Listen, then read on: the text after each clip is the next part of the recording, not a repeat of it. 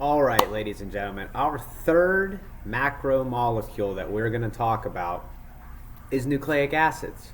Now, we're not going to talk too in depth about nucleic acids, primarily because we have an entire unit devoted to DNA, RNA, which are two types of nucleic acids. So we're just going to spend this one slide talking about them.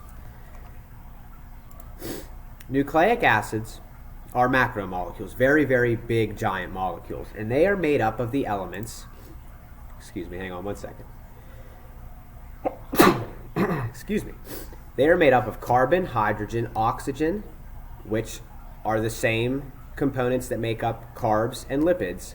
But then nucleic acids are made up of the elements nitrogen and phosphorus on top of those three other elements.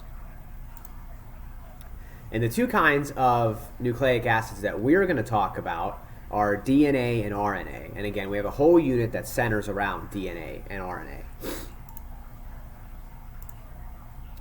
The building blocks, the monomers that make up the polymer known as a nucleic acid, are called nucleotides. All right, nucleotides right here. Nucleotides make up nucleic acids. Nucleotides make up nucleic acids.